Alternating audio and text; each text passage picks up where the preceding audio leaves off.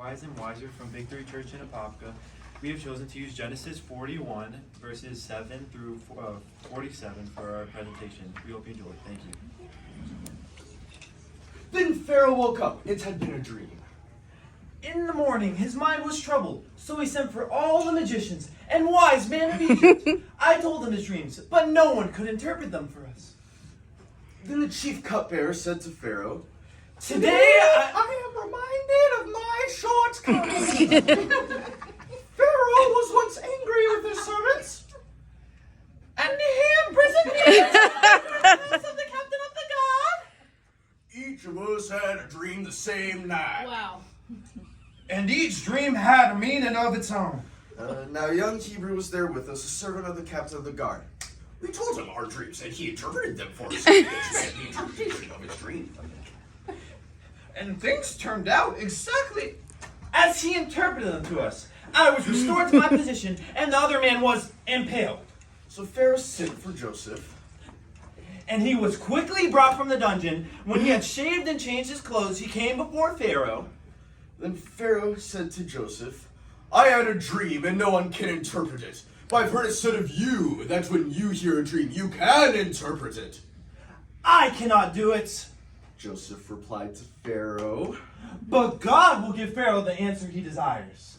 And Pharaoh said to Joseph, In my dream, I was standing on the bank of the Nile, when out of the river there came up 7 cows, fat and sleek.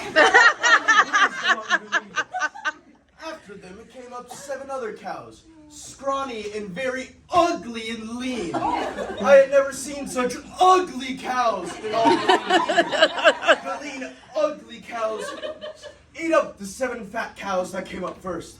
But even after they ate them, no one could tell that they had done so, for they looked just as ugly as before. Then I woke up.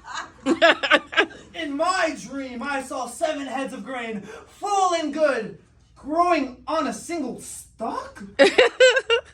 After them sprouted 7 other heads, withered and thin and scorched by the east wind. The thin heads swallowed up the 7 good heads of grain. God has revealed to Pharaoh what he is about to do. The 7 cows are 7 years. And the 7 good heads of grain are 7 years? It is one and the same dream. The 7 lean, ugly cows are also 7 years. And the 7 heads of grain scorched by the east wind, there are 7 years of famine?